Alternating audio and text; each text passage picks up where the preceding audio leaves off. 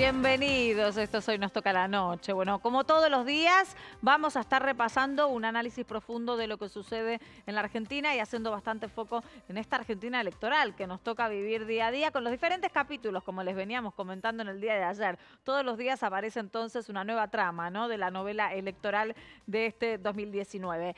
Pero principalmente hoy vamos a hacer foco en la campaña que de a poco comienza, ¿no? Algunos de las fórmulas electorales, los candidatos más que nada a presidente y vicepresidente, en su mayoría están utilizando la estrategia de ir por separado a diferentes lugares. Hasta ahora el presidente Mauricio Macri se estuvo mostrando en los actos más oficiales y Pichetto va a comenzar entonces una recorrida de la mano del ministro del Interior. La campaña empieza tímidamente con estos recorridos, en el caso de Cristina Fernández de Kirchner, presentando su libro Sinceramente a lo largo del país, y de esta forma van visitando todo el territorio para marcar y ver cuáles van a ser las estrategias en cada uno de los puntos. Y en esto nos vamos a detener hoy en el análisis con Giselle Rumo. Vamos a ver cuáles son los comportamientos políticos que van a tener al menos quienes comanden las provincias de la Argentina. ¿Qué va a suceder con aquellos gobernadores vigentes y electos que apoyaron ya abiertamente algunas de las fórmulas? Vamos a repasar porque hay 13 gobernadores entre vigentes y electos que ya se pronunciaron abiertamente por el Frente de Todos, que encabeza como precandidato a presidente a Alberto Fernández. Pero también hay 5 que abiertamente se han manifestado por Juntos por el Cambio, que comanda entonces la fórmula el actual mandatario Mauricio Macri y lo acompaña el peronista Miguel Ángel Pichetto. Hay 2 gobernadores que ya se abrieron y manifestaron el apoyo a Consenso Federal, que lleva liderando esa fórmula el ex ministro de Economía, Roberto Lavagna, y lo acompaña el gobernador de Salta, Juan Manuel Urtubey. Y finalmente hay 5 lugares donde van a presentar boleta corta, esa boleta en la que no va unida a ninguna fórmula presidencial a nivel nacional. De allí entonces se van a conformar los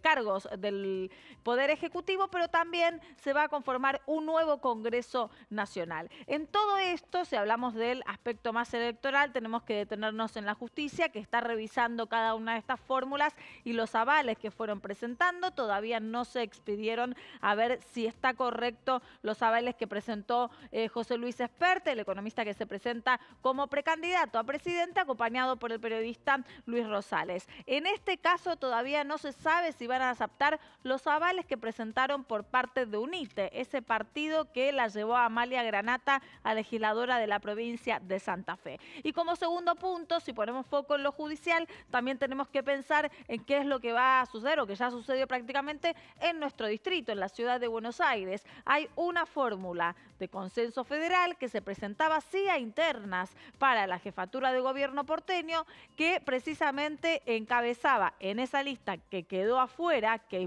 se impugnó por la justicia, el radical disidente, no ex radical, sino un radical disidente, precisamente Miguel Ponce, acompañado en esa lista por Carlos Campolongo, iba como senador también Julio Bárbaro, y todos esos han quedado entonces sin poder presentarse según las objeciones de la justicia. Todo este panorama electoral nos da un nuevo paso de las fechas de la Cámara Electoral que se van cumpliendo, y cada uno de ellos va ahora a empezar esa recorrida fundamental para captar los votos que todavía no tienen. Empezamos.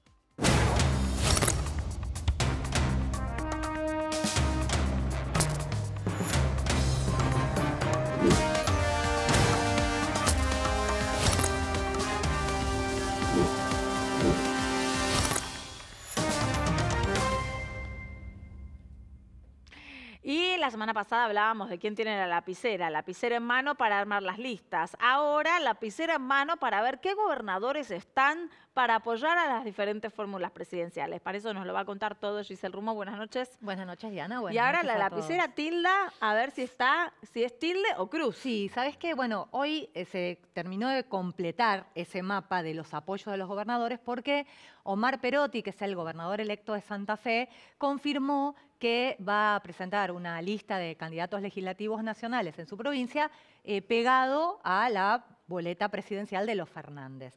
No fue una sorpresa porque él ya había anticipado que iba a acatar la decisión del partido, pero se habían generado suspicacias cuando Cristina hace unos días fue a hacer la presentación literaria del libro y él estaba de vacaciones después de haber ganado las elecciones. Finalmente, bueno, confirmó que él va con la boleta presidencial de los Fernández. Entonces, con esto se puede hacer un mapa, ¿no? A ver, Son 13, como vos bien decías, claro, tenemos 13 gobernadores, hay que aclarar esto, entre electos y los que todavía están vigentes, porque claro, el caso de Santa Fe, en Santa Fe tenés a Miguel Lifchitz, socialista, que todavía es gobernador hasta diciembre, y lo tenés a Omar Perotti, que estamos hablando recién, que es gobernador electo. Claro. Entonces, entre los electos, y todos son 13 que van a apoyar a la fórmula de los Fernández, ¿no? Tenemos después a 5, que son las provincias de Cambiemos o de Juntos por el Cambio, que son las que ellos ganaron también en el 2015, ¿no? Son 5, ahí las tenemos, estas las podemos contar porque son menos, pero vamos a hablar. Que los oficialismos apoyan a X fórmula presidencial, porque no estamos hablando de tendencias electorales ni nada por el estilo. Por eso la provincia de Buenos Aires, comandada por María Eugenia Vidal, va a apoyar prácticamente, acá obviamente, lo que estamos diciendo, a Macri. Para que se entienda bien, es lo siguiente. Las boletas legislativas, porque en el caso de la provincia de Buenos Aires, se elige gobernador el mismo día que se elige presidente, el 27 de octubre. Pero hubo muchos desdoblamientos en las provincias, que ya eligieron los cargos a gobernador y provinciales. Entonces, lo que ahora van a presentar, en Santa Fe ya se eligió, entonces, ¿qué va a presentar? La lista de legisladores nacionales, de diputados nacionales por Santa Fe. Sí. Algunos eligen pegar adelante la fórmula presidencial. En el caso de, bueno, las que estamos viendo, Jujuy, Mendoza, Corrientes, Cava y la provincia de Buenos Aires, van a llevar la fórmula Macri-Pichetto. Claro. Después tenemos a 2 que llevan la boleta Labaña Urtubey, 2 gobernadores. Los 2 están en Salta, Juan Manuel Urtubey, sí, y después en Santa Fe también Miguel Lifchitz. Claro, a ver, aclaremos. Labaña no es que va a presentar, se va a presentar en estas 2 provincias como candidato a presidente. Lo que estamos diciendo es qué gobernadores llevan la boleta, porque siempre hablamos del efecto arrastre. Siempre. ¿No? Que si vos pones un candidato presidencial... O te sube o te baja. O te sube o te baja, como le pasa a María Eugenia Vidal con Macri, como le pasa en la provincia de Buenos Aires a Axel Kicillof con Cristina, que lo sube. Entonces, algunos gobernadores decidieron llevar boleta corta, que son los que no se quieren jugar, por lo menos oficialmente. Y una de las provincias más importantes que decidió eso es Córdoba. Córdoba, pero no es menor, porque Córdoba es la segunda más importante a nivel electoral. En este momento es la segunda del padrón electoral. De la provincia de Buenos Pero Aires. por eso también esto lo quería contar, porque vos ves este mapa y decís, bueno, pierde Macri.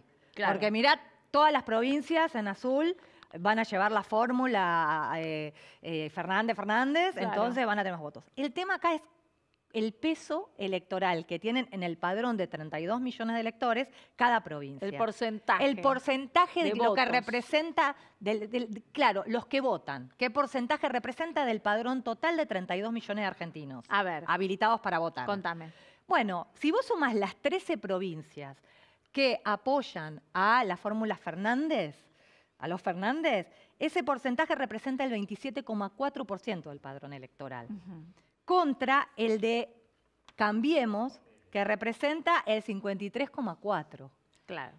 ¿Por qué? Porque la provincia de Buenos Aires es donde se juega todo, y siempre lo decimos, la madre de todas las batallas, tiene 37% del padrón electoral. Con lo cual, fíjate que aunque los gobernadores que apoyan a los Fernández son más, el poder territorial del peso electoral es menor.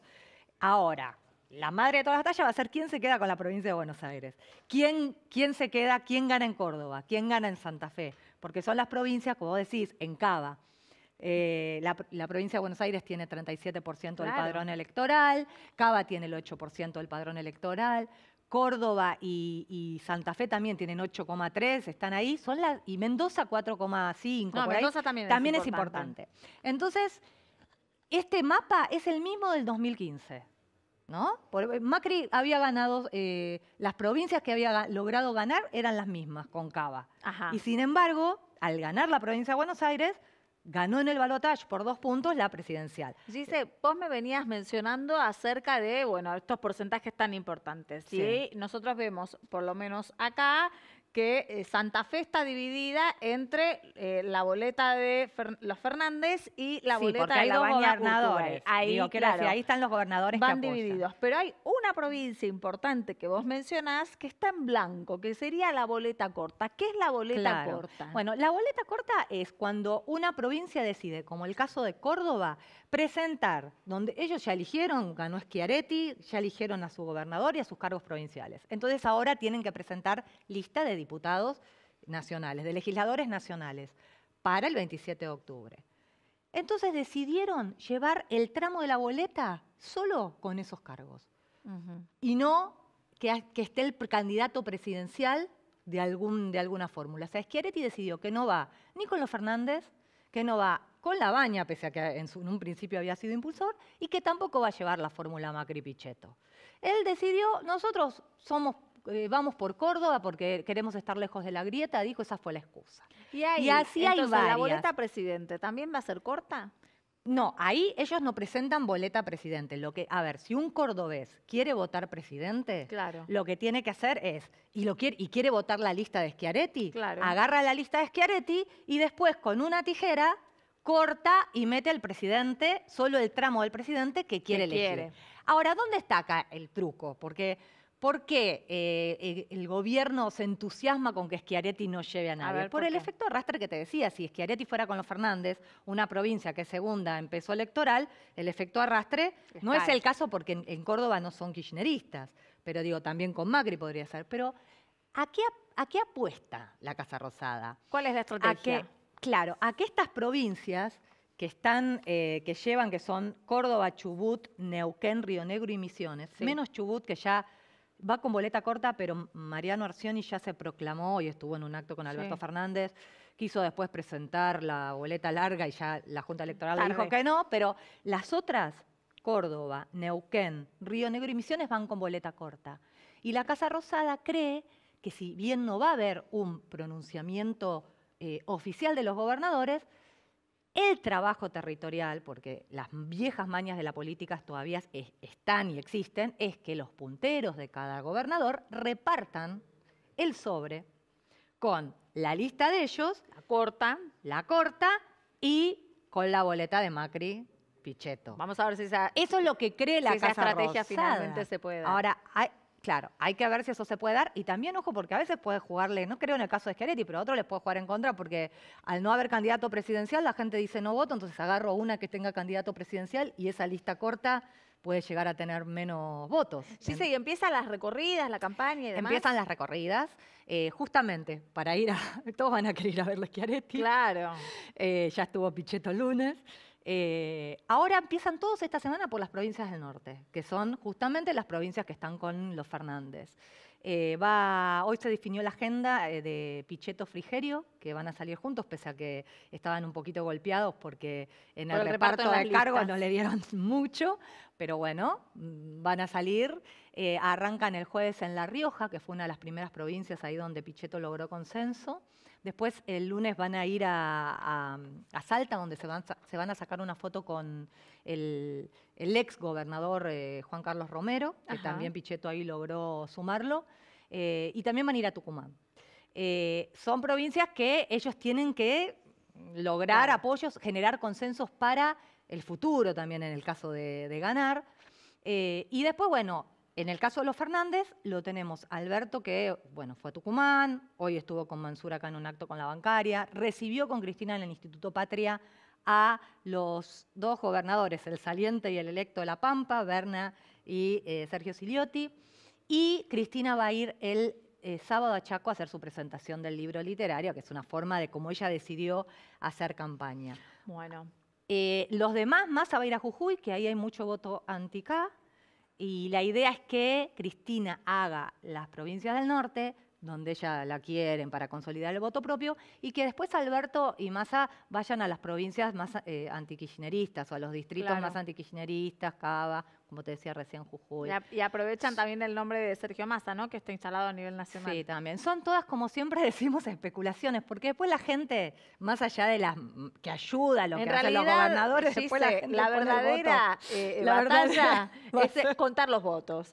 Bueno, Exactamente. vamos a seguir, por supuesto, todos los días ir yendo un poquito más allá. Esto lo vamos a analizar ahora en el segundo bloque con Gustavo Marangoni. Quédense.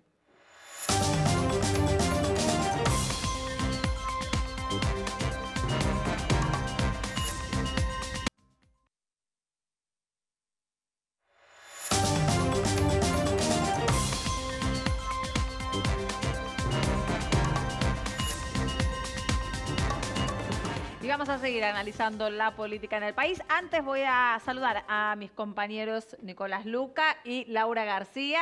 Buenas noches. Vamos a estar acá también compartiendo todo el análisis, como les anticipé antes del corte, con Gustavo Marangoni, es politólogo y director de M&R Asociados. Gracias por estar aquí. Buenas noches. Gracias por la invitación. Buenas noches. Bueno, veníamos hablando con Gise, esta campaña incipiente que van haciendo las fórmulas, al menos las principales, en el recorrido a lo largo y a lo ancho del país, como nos gusta decir a los argentinos, que en ir detrás de las conquistas y también de los consensos que puedan llegar a tener a nivel político. ¿Quién la tiene más complicado actualmente a lo largo y a lo ancho de la Argentina?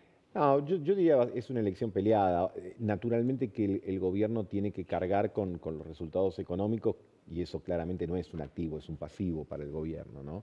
Y a la vez lo que tiene que ver con la fórmula del Frente de Todos tiene un pasado que es relativamente reciente, toda la cuestión de la agenda judicial, etcétera, que también es un tema que tiene lo suyo, digamos. Entonces, me parece que es una elección que suena reñida independientemente, ya veremos cuando se vayan conociendo distintos estudios de opinión, algunos trascienden, pero en general se hablan de distancias que por lo menos permiten afirmar que no se resolvería en primera vuelta con la fotografía de hoy. Después discutimos si son 6, 8, 7, pero no se resolvería en primera vuelta. Y eso es lo que hace que me parece que estén todos en una estrategia que ahora se profundiza. Cristina con su paso hacia atrás, digamos, atrás de la boleta, proponiéndolo a Alberto Fernández, reconociendo que su biografía política le impedía ir en la búsqueda de los acuerdos con los gobernadores y también con aquellos que se habían retirado, digamos, de la familia peronista oficial.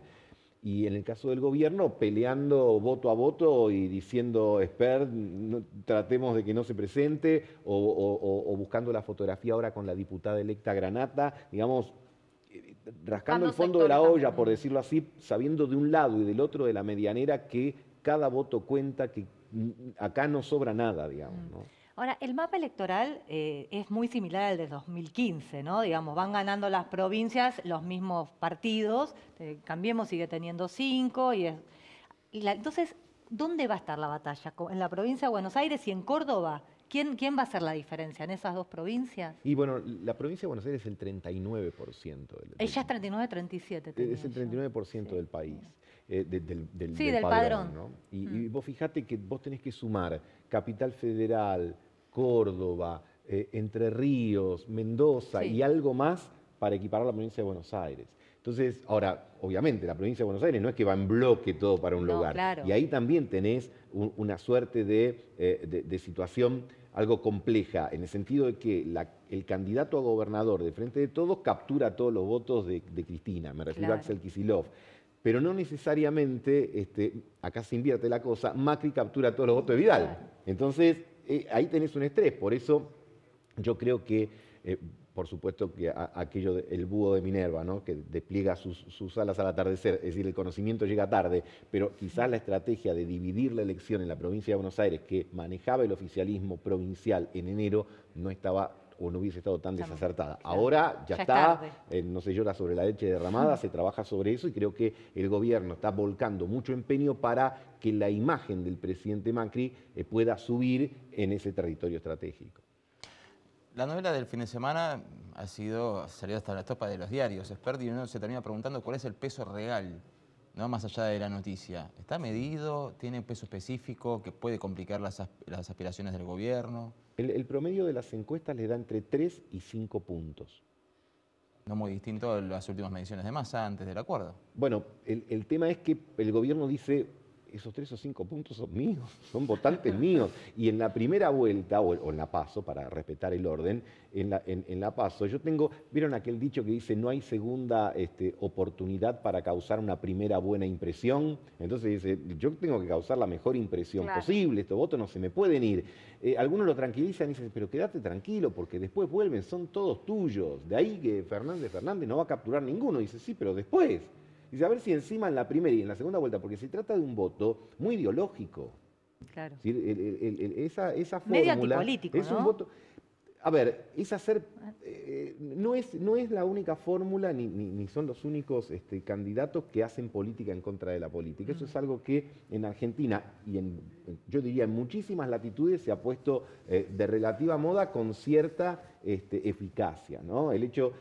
Puede parecer raro, ¿no? Como que un médico antes de atenderte hable mal de la medicina y qué sé yo, pero vos decís, bueno, ¿qué hago? Me voy a un curandero. Pero finalmente se postula como médico, se postula como candidato. Pero eso está ahí. Entonces me parece a mí que el temor pasa por allí. Por la primera impresión. Sí, y además también creo que ahí hay una cuestión, ¿no? Porque, digamos, cuando el gobierno incorpora a Pichetto, y creo que esa es la lógica que interpretamos mucho, no digo todos, mucho, y dijimos, bueno, está incorporando a alguien muy avesado en muchas cuestiones políticas. Y el fronting de la jugada de ASEF fue Pichetto. Claro. ¿No? Entonces es como que vos estás trayendo a alguien que tiene expertise para esas cosas y si sale mal es como que, viste, debutás como no muy bien, ¿no? Entonces yo creo que ahí, además otra cosa, en la vida, en todos los órdenes, medio puente nunca sirve. O haces el puente entero o ni lo empieces. Entonces, arrancar esta maniobra que te queda a mitad de camino es lo peor que le puede pasar al oficialismo. ¿Y los votos de la Baña para quién son después en una eventual segunda vuelta? Y ahí hoy es difícil responder. Yo te diría a priori que puede estar en un orden 60-40, pero ni me animaría a decir 60-40 en favor de quién. Porque ahí obviamente que hay voto que es no kirchnerista o anti-kirchnerista, pero también hay un voto que no terminaría apoyando al gobierno. Y además creo que en una elección que se presenta como disputada y áspera, por no decir en algunos aspectos hasta rústica, hay que ver cómo juega esto en las próximas semanas para el elector que debe estar ahí. Yo creo que hay un sector del electorado que dice, mira, mejor me preocupo de esto al final porque a mí me angustia mucho. Entonces, porque obviamente hay una parte de la población que va a terminar optando por mi peor es nada, ¿no? Como joroban las parejas cuando dicen te presento a mi peor es nada. Bueno, hay una parte de la sociedad que dice yo no voy encantado a votar. Yo voy a votar porque tengo que votar, pero en realidad no me convence mucho ni uno ni otro. Y a ese sector es el que de alguna manera va a tener que elegir a quién castigar, a quién castiga más, si a la herencia o a la herencia de la herencia. Claro. Y me parece que va a tratar de postergar, que además coincide con una conducta histórica de aquellos que son más remolones a la hora de decidir. Hay gente que decide faltando 2 semanas, una semana, 3 días. Con la urna. Y nos ha pasado, creo que ustedes que se dedican también al periodismo y están informados, que a lo mejor amigos o familiares dicen, che, ¿por qué tengo que votar? Y te tiran una responsabilidad, ¿no? Como cuando a lo mejor está la economía de moda y te dicen, ¿qué hago? ¿Compro dólares? No, mira. Ese es tu problema, no el mío, digamos. Pero en ese sentido también porque no aparecen las ideas en la campaña. Ni la economía aparece. La idea ya es una palabra grande, creo que para esta época. pero en las campañas, a ver, todo es como rapidez, velocidad, emociones. Por supuesto que hay intereses, porque si no parece que la política no tratara de una puja de intereses y hay ordenamientos que responden a esos intereses. Yo no sé si hablar en una conceptualización de centro-izquierda y de centro-derecha, pero evidentemente hay de esa naturaleza. Pero también hay de otras cosas que a lo mejor se tamizan con carriles diferentes. Es difícil en un teléfono en 280 caracteres o en un meme, digamos, discutir políticas públicas, por cierto, ¿no? Entonces, antes, cuando yo era pequeño, que ya me suena como un montón de siglos atrás, la gente decía, yo quiero ver la plataforma de los partidos, y los partidos presentaban, obligados por ley, unos libros así que por supuesto no leía nadie. ¿no? Pero había que escribirlo. Pero había que escribirlos, y había gente que se tomaba ese trabajo. Hoy nadie se toma ese trabajo. A ver, aunque haya equipos técnicos, y los hay, trabajando, pero que son andariveles distintos, porque si uno no sé, se sienta en un programa de televisión y dicen, bueno, yo quisiera hablar sobre el tema educativo con cierto nivel de desagregación, clic. Lo cambian casi inmediatamente. Ese programa no tiene rating, digamos. No cambien, no cambien ni vos ni cambien ustedes, por favor, les pido, porque vamos a hablar de economía, para que también podamos analizar uno de los ítems prácticamente que uno cree que va a tener en cuenta muchos de los votantes a la hora de poner el sobrecito en la urna. ¿Cuál es el dato de economía de hoy? Para así aprovechamos también el análisis de Gustavo. Sí, muy brevemente. Gustavo, les cuento, hoy se conocieron dos indicadores muy importantes del INDEC. Uno es el que anticipa el nivel de actividad económica, se llama EMAE por sus siglas. Bueno, dio una caída interanual del 1,3%. Interanual quiere decir que estamos comparando abril contra abril del año pasado. Ajá. Esto implica que se está desacelerando la caída, no quiere decir que dejamos de caer, sino que se está desacelerando la caída. Lo que pasa es que estamos comparando este abril, que es un abril de super cosecha, con un abril de una sequía tremenda. Que fue la del año pasado. Exactamente. Y además, marzo había sido un mes realmente también muy duro, con una caída interanual de 6,9%. Ahora, ¿qué pasa? Si miramos abril respecto de marzo, o sea, en forma desestacionalizada, vemos un repunte de 0,8, que es el máximo en 6 meses. Es nada, pero es el máximo en 6 meses. Claro. Me gustaría preguntarte, Gustavo, después de este breve resumen. Uno se pregunta, ¿habremos tocado fondo o no? Y yo recuerdo, no sé si todavía seguís enseñando ciencias políticas, sé de tu vocación docente, sé de tu gusto por el cine.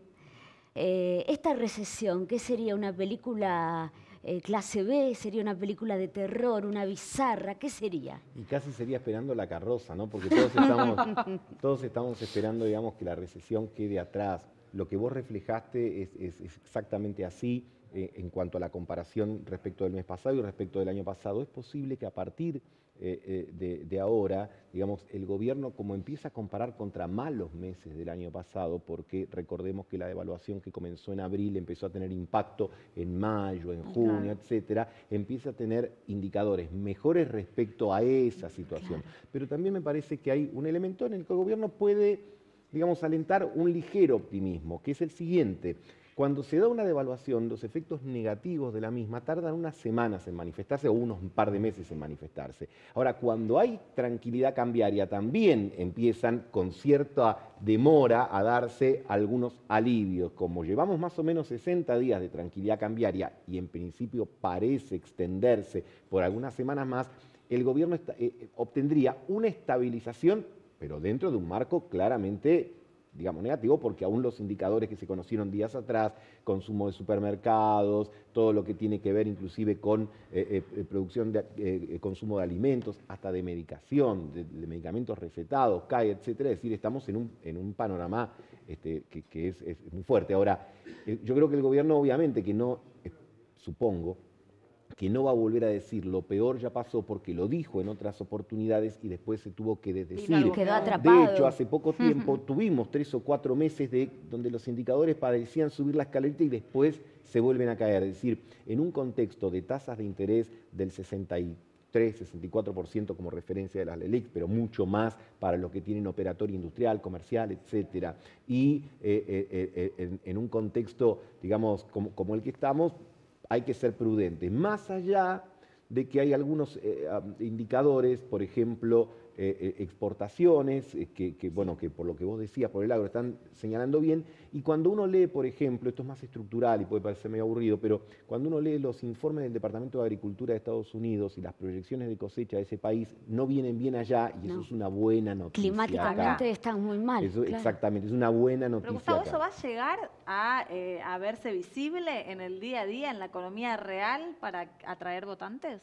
No me parece que de una manera que la gente que la viene pasando mal y la pasó mal en los últimos tiempos pueda decir, uy, qué bueno, cómo cambió. El gobierno ahora está digamos, con una batería de medidas, Claro. el ahora 12. Eso te iba a decir, el ahora 12 nos va a traccionar un poquito No, de... el ahora 12 en las últimas semanas están dando muy bien. También recordemos que parte de un cero, digamos, ¿no? Pero obviamente hay una sequía de crédito y ahora vuelven las cuotas en 12 sin interés y eso ayuda.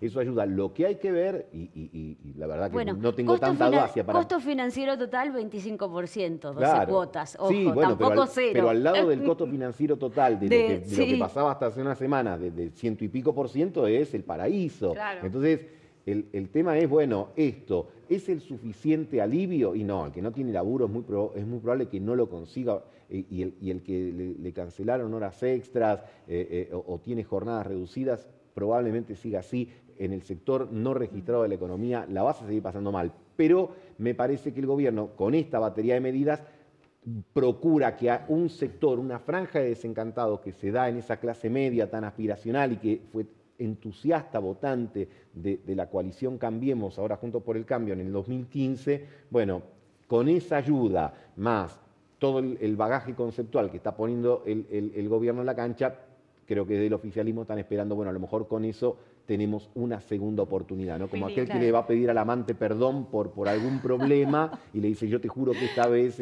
voy a corregir. no voy a mentir más. No voy a mentir Esta más. vez va a ser diferente. Esta vez Ahora, sí. pareciera que la suerte del gobierno en gran parte está atada al dólar.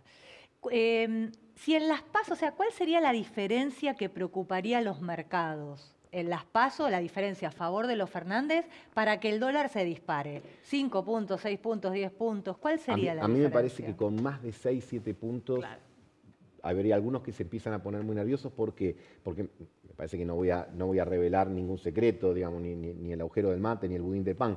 Digamos, los mercados internacionales prefieren ser acreedores de Macri, no de Frente de Todos. Es la verdad. O sea que tiene que evitar el gobierno que haya una diferencia en las PASO de 6, 7. Sí, y yo creo que algunas señales está dando, sobre todo Alberto Fernández, dar, digamos, garantías de que la convergencia al centro conceptual e ideológico es cierto. Es decir, fijémonos que Alberto Fernández, en Economista, fue a buscar a Nielsen, o habla mucho Álvarez Agis, que habla con un lenguaje muy market friendly. Digamos, no hay mucho heterodoxo. Sí, el tema es quién va a decidir al ministro de Economía, porque las listas las decidió Cristina. No bueno, Alberto. ese es el tema que tendrá que dar Alberto Fernández en este transcurso de la campaña. Y creo que vos lo decías en la introducción, ¿no? Como que hay una división del trabajo, si querés, electoral dentro de esa fórmula. Cristina, en su rol, digamos, de autora de libro, digamos, presentando y trabajando sobre lo fidelizado, Claro. digamos, hablando para dentro de la pecera. Sobre el voto veo que ya tiene. Y Alberto Fernández, por ejemplo, en un mensaje que dio hoy, creo que en el acto de la bancaria, diciendo no hay venganza, se terminó, esto no vamos a recurrir a ningún tipo de retaliación, etcétera, dando un mensaje distinto, ¿no? Hay que ver después cómo eso cuela. Cuando uno ve el comportamiento de los gobernadores, por lo menos de cara a la sociedad, diferentes cámaras y cómo se han ido parando después de cada elección, Tucumán, Córdoba, algunos acompañaron directamente a Mansur, apareció la siguiente en la sede del Partido Justicialista. Se escucha y se ha repetido varias veces que los gobernadores económicamente están mejor con la gestión de Macri que con la gestión de Cristina. ¿Qué tan de cierto hay en eso a la hora de decidir a quién apoyar en una campaña? 19 de las 24 provincias o de los 24 distritos, contando a la Ciudad de Buenos Aires como una provincia, tienen equilibrio o superávit presupuestario. Eso me parece que en parte explica el por qué la mayoría de los oficialismos fueron reelegidos.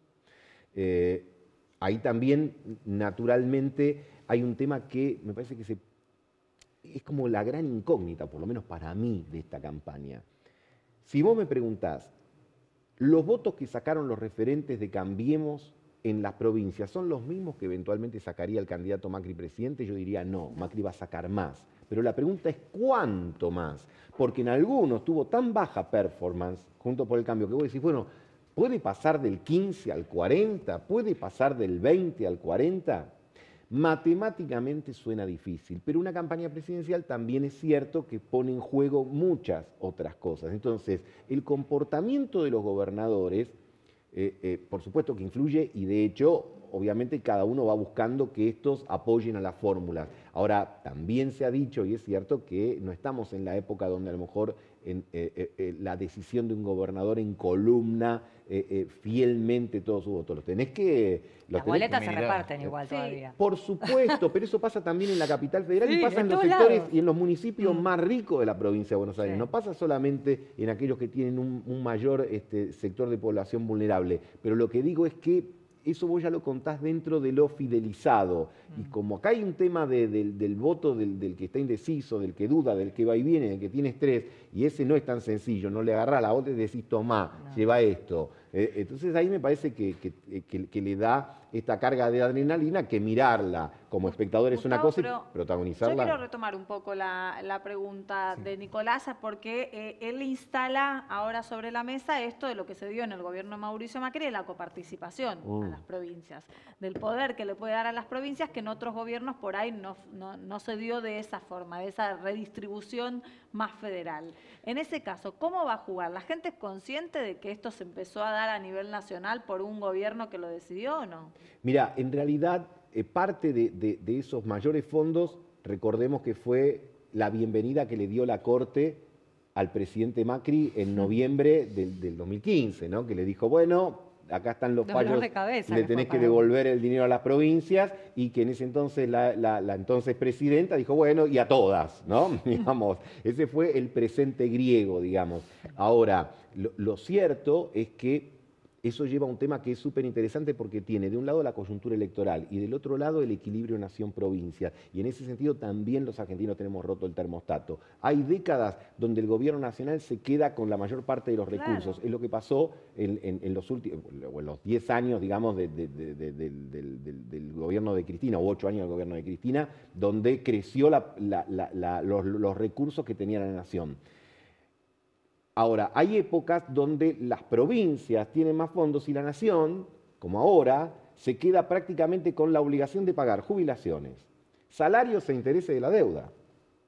Con lo cual, viste, es un tema, porque que la nación carezca de determinada cantidad de recursos hace a otra discusión de fondos. Es decir, vos tenés muchas discusiones de fondo. Una es entre el Estado en su conjunto y los ciudadanos. Me estás apretando mucho, me estás cobrando impuestos, me estás matando. Otra es entre provincias y nación. No, dame a mí, dame a vos. Bueno, eso de alguna manera hay que ponerlo ahora en el contexto de que sea quien fuere el que gane las elecciones a partir de diciembre, tiene enfrente y adentro acreedores y tienen que hacerse cargo de 170.000 millones de dólares en intereses de la deuda. Así que vos vas a tener un paquete gigantesco de gente que te viene a reclamar desde adentro, desde afuera, etcétera, y se va a necesitar mucha política. Por eso, de alguna manera, no sé, iba a decir celebro, pero no sé si celebro. Yo lo que observo es que en la decisión del presidente Macri de sumarlo a Pichetto y en la decisión de Cristina de sumarlo a Alberto, están eligiendo a dos personas que conocen los pliegues del poder, uno del legislativo,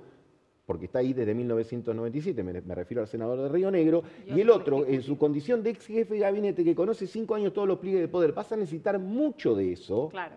porque no es fácil alinear los patitos, porque generalmente, viste, decir, como Porque van a decía entrar un los filósofo, compromisos. Pepe Biondi, el mundo se divide entre los que tienen más hambre que comida y más comida que hambre, digamos. Y acá en general eso aplica también. Entonces tenés muchas demandas, tenés muchos que están con el talonario en la mano de decir, yo perdí, por ejemplo, los asalariados dicen, yo de estos años perdí. Vienen las provincias y dicen, nosotros queremos. Vienen la nación y dicen, yo tengo que pagar la deuda. Vienen los acreedores y dicen, vos me vas a pagar. Muchos desafíos para el próximo gobierno. Entonces. Montones. Vamos a seguir analizando entonces lo que se viene. Muchas gracias por estar aquí esta Gracias noche. por la invitación, un Vamos a placer. un corte y enseguida regresamos.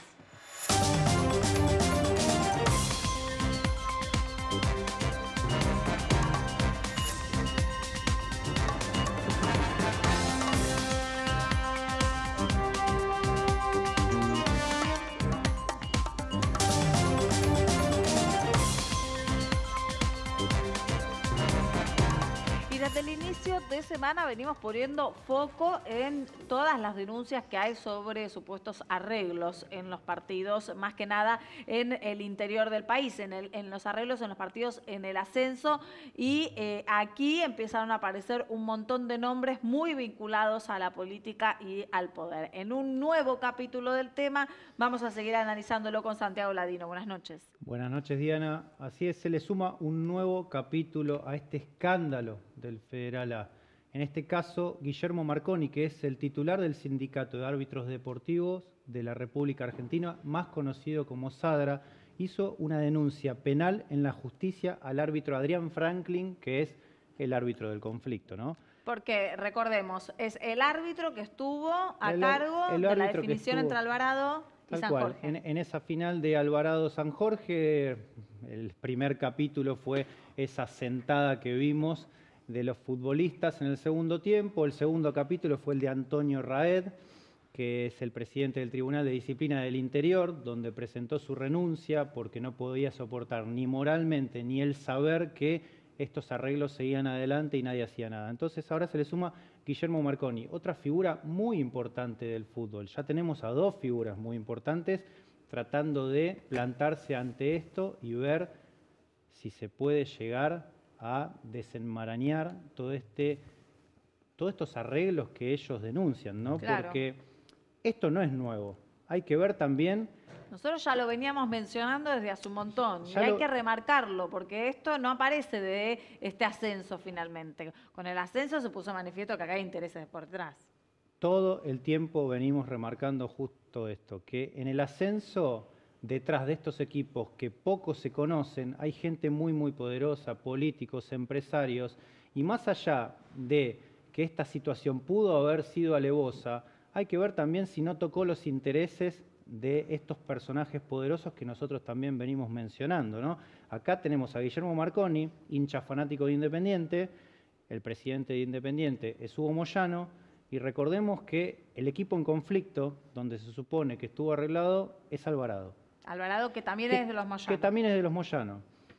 Y recordemos que ayer lo repasamos, tanto Antonio Raed tiene conexiones desde el hermano con la AFA, y por el lado político con lo de Tucumán, claro, que también es otro de los afectados, es San Jorge, que es un equipo de Tucumán. Entonces, más allá de que son personajes importantes, me gustaría que todo esto siga dando curso para saber y llegar al fondo de todo, ¿no? Porque la verdad que se está poniendo muy, muy interesante. Algo curioso a remarcar, que Marconi no recurrió a la justicia, digamos, interna de lo que es el sistema del fútbol. ¿Eso es lo que debería haber hecho? Lo que debería haber hecho, porque la FIFA está en sus estatutos, donde problemas que surjan en el ámbito futbolístico, esos problemas se tienen que resolver en esa especie de tupper, en esa especie de microclima que genera el fútbol, donde todo lo que sucede lo tienen que resolver ellos, tanto las federaciones de cada país como, de última, el organismo madre que es la FIFA. En este caso, Guillermo Marconi fue una denuncia penal a la justicia ordinaria. Es un expediente que consta de 150 fojas y está radicado en el Juzgado Criminal y Correccional 60 a cargo del doctor Luis Schegel y en la Fiscalía 62 del doctor Shakur. O sea, esto... La verdad ahora que... ya está yendo por la justicia ordinaria. Hay dos cosas en las que una también quiero que participe Nicolás, que nos va a ayudar, pero otra me queda como colgando ahí. Ahora, Marconi denuncia a un árbitro y Marconi es el presidente del sindicato de los árbitros. Ahí hay algo que no me cierra. Hay dos asociaciones. Hay dos sindicatos. Sí, hay dos sindicatos. El que primero estuvo en el fútbol argentino fue la Asociación Argentina de Árbitros, más conocida como la AAA. No vamos a decir triple porque queda feo. Sí, queda feo. Pero, por eso traté de substituir y decir Bueno, y después, con el tiempo, la AFA impulsó otro sindicato que es SADRA. Bueno, él es el presidente, Marconi, justamente, y hizo esta denuncia y bueno... Ahora va a ver qué sucede. Hay que ver, porque este árbitro posiblemente sea un árbitro independiente que... no está ni afiliado a SADRA ni está afiliado a la AAA. Entonces, bueno, le pregunto a los dos. Ayer en este mismo espacio estábamos hablando que era cuasi imposible tratar de que estas cuestiones en las que se tiene que resolver con reglas y leyes internas puedan salir afuera. Ahora viene una denuncia a la justicia ordinaria. Sí. ¿Qué alcance Cuasi puede imposible, ser? o sea, en realidad es posible. El tema Bueno, es sucedió. el costo que vas a Inusual, pagar. era inusual, claro. En realidad el costo inusual, es que, exacto. qué costo vas a pagar por ello. ¿Y cuál es el costo? Bueno, ese es el tema. Llega un momento que uno tiene que empezar a preguntarse. O sea, si yo te digo que viene el presidente de Francia y cae acá en Argentina y dice la justicia tiene que funcionar de esta manera, ¿vos qué haces? Le decís muchas gracias, subía, Ezeiza y vuelvo a París, ¿no? Bueno, acá viene un organismo internacional, una confederación de asociaciones, o sea, un organismo no gubernamental, podemos considerarlo un ente privado, a fijarte reglas con la justicia y te dice, y te amenaza, si vos recurrís a la justicia de tu país, quedás afuera de la federación. Y eso es algo que no se le puede permitir, no está comprendido por ningún tratado internacional de derechos. Ahora, O sea, es una locura que la FIFA venga y te plantee eso. Pero hay algo que la FIFA ya partió de una base y es que tiene su sede central ¿en dónde, Santi? En Suiza. No hay ningún tratado que pueda hacer absolutamente nada con Suiza, propio de, o sea, de cualquier organización. Vos querés armar una mafia, poner la sede en Suiza, Ay, por favor. nadie te va a ir a investigar ahí, ahora, no pasa nada. Lo que estamos hablando, vos conociendo el fútbol y todos los personajes, Marconi tampoco es inocente, no es que desconoce esta situación que estamos hablando, de que si él hace una denuncia en la justicia ordinaria, la FIFA puede tomar represalias. Igual lo que acabaste de decir al principio es tal cual como lo decís y me da miedo porque como persona del fútbol, Marconi sabe que esto existe y no es nuevo. Por eso vuelvo y retrocedo. Hay que ver si al margen de haber material como para denunciar, no ha tocado los intereses de esta gente que son tan importantes cada uno en sus puestos, tanto el de Antonio Raed como el de Guillermo Marconi. Confío en la buena honestidad y en las buenas intenciones de estas personas, pero me encantaría y me entusiasma mucho que vayan al fondo como para poder descubrir la verdad de todo esto. Claro, que sea más transparente todo. Bueno, hay información que no podemos dejar pasar. Bien rapidito, pasamos de la política del deporte a la política del Congreso de la Nación. Así es, Gise. Diana. Bueno, rapidito, hoy hubo una sesión en la Cámara de Diputados. La quinta sesión, hacía un mes que no sesionaba el Congreso, la quinta sesión del año, y Fueron una vez por parece que fue la última antes de las PASO. Tremendo. Mira, en el 2017 que hubo elecciones se sesionaron 29 veces, en el 2018 23. Qué O estresante. sea, venimos mal. Se aprobó a la abogada Marisa Graham como defensora de los niños, niñas y adolescentes, un cargo que estaba vacante Hace desde 5 el años. 2005. ¿Por qué hay tan pocas sesiones? ¿Tanto? Sí, 14 años, Sí. sí. ¿Por qué hay tan pocas sesiones? Dicen que En es por la nacionales. campaña electoral, porque tienen que salir a hacer campaña los legisladores. La realidad es la grieta, porque hasta el 2017, en la elección anterior o hasta el año pasado, había como algunos acuerdos con el peronismo. El gobierno no tiene mayoría para imponer sus proyectos y por eso va a ser, creo que, el peor año legislativo este. Laura, que no podemos dejar pasar. Muy bien. Bueno, tantas señoras que están ya en edad de jubilarse, pero que no tienen los aportes necesarios para hacerlo, hoy tuvieron una buena noticia porque se les dio otros 3 años de prórroga en la moratoria jubilatoria. ¿Esto qué quiere decir? Que van a tener que pagar esa deuda, digamos, esos aportes pendientes, pero van a poder hacerlo o bien al contado o con un plan de facilidades de 60 cuotas Ajá. con ajuste trimestral. Es un gesto relacionado con el género porque viene a reconocer tanto esfuerzo y trabajo no remunerado que suele hacer la mujer, ¿no?, en distintos ámbitos. Bueno, ahí va, a averiguar si lo necesitan. Nicole, no podemos dejar pasar. Sí, nos vamos para Mendoza, la vicedirectora, amanecimos hoy con la noticia de que la vicedirectora de la escuela primaria de Junín Mendoza, Carolina Gutiérrez, había sido desplazada, primero porque lo que se informó es que había sido desplazada por utilizar el lenguaje inclusivo, todos, todas y todes. Después la dirección de escuelas dijo que no fue desplazada, sino que fue trasladada, y que no es que fue trasladada por el lenguaje inclusivo, sino que invitaba a dar charlas, es un colegio primario, que invitaba a dar charlas a colegios primarios, a candidatos en campaña, Ajá. y eso podía ser considerado como adoctrinamiento. Lo interesante es que por ahí esa parte sí puede ser un justificativo. La pregunta es, ¿cómo la trasladaron? O sea, en Junín no puede dar clase, en otro lugar sí. Es lo mismo, tiene razón. Bueno, con este planteo de Nicolás, que siempre es muy ocurrente, los despido. Hasta mañana a todos mis compañeros y a ustedes. A las 23, mañana volvemos aquí haciendo Hoy Nos Toca la Noche.